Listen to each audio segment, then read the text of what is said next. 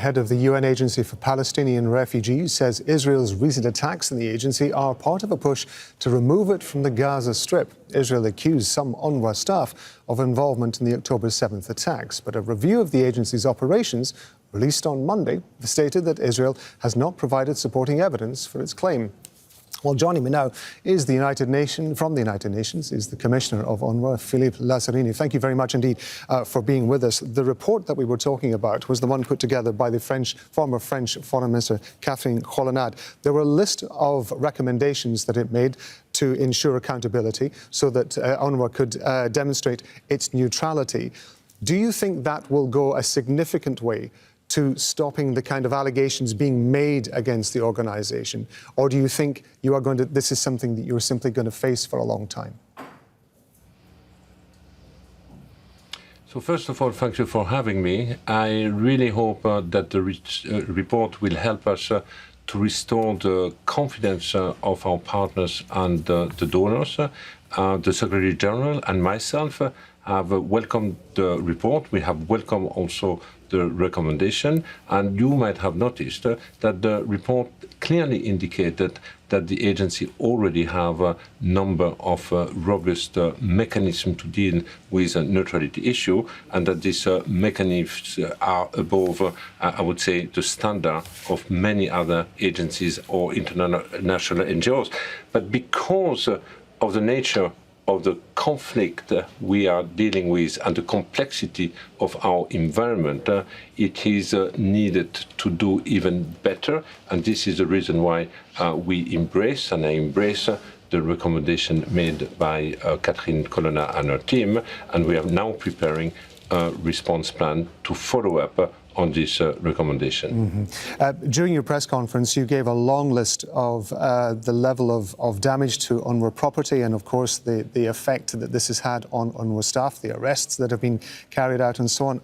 What is the morale of staff at UNRWA at the moment? Of course, not just in Gaza, but in all the areas that it operates, when it must, I would imagine, feel that it is under constant pressure.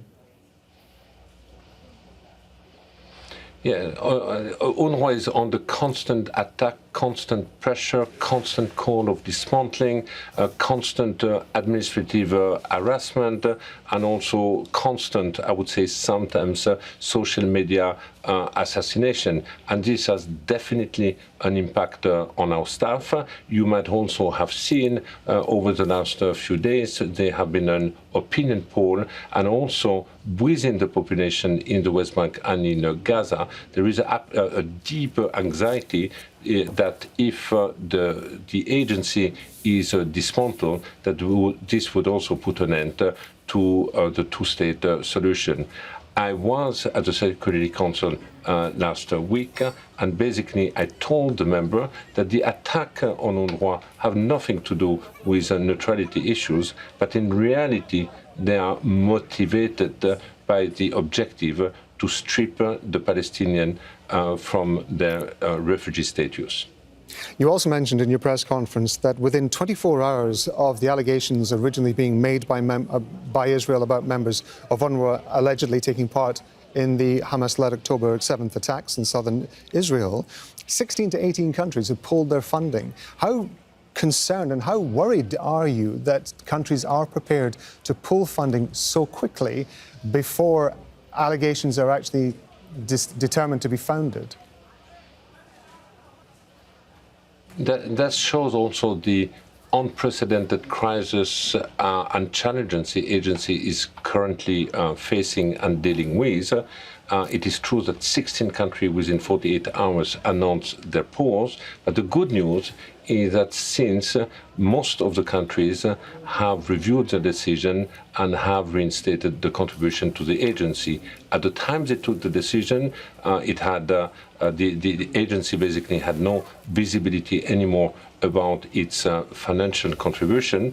Today, thanks to the fact that most of the donors have come back and new donors have also joined the agencies, we have slightly more visibilities, and I can say with some comfort that we have enough resources to keep our activities running at least till the end of June and go into the month of July. but it's very precarious, and we continue to function hand to mouth. Given the allegations that were made about UNRWA by Israel, you were talking in your press conference about the fact that you have to have constant contact with all parties who are involved in the crisis. How difficult does that situation become when those allegations have been made?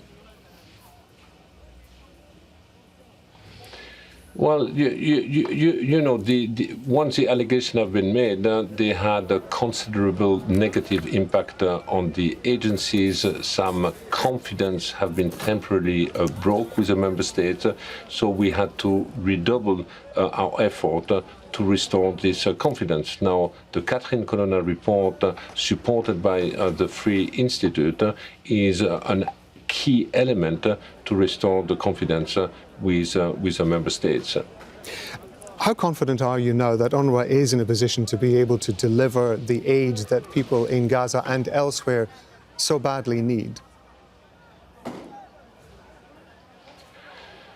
Listen again, everything is extremely precarious. As you know, the United States has also decided to suspend all its contribution to the agency. The United States won't be coming back before March next week. This leaves behind a huge shortfall that we will have to breach. I am cautiously optimistic that we might succeed with the support of the existing donor base, but also with the support of new donors. Given the fact that as you referred to, that UNRWA is constantly facing pressure and allegations from all sides at times throughout the course of its history, has there ever been, particularly in this circumstance, has there ever been a discussion about UNRWA changing its role or changing the way that it works in order to try, if nothing else, to take the pressure off its staff who are on the ground?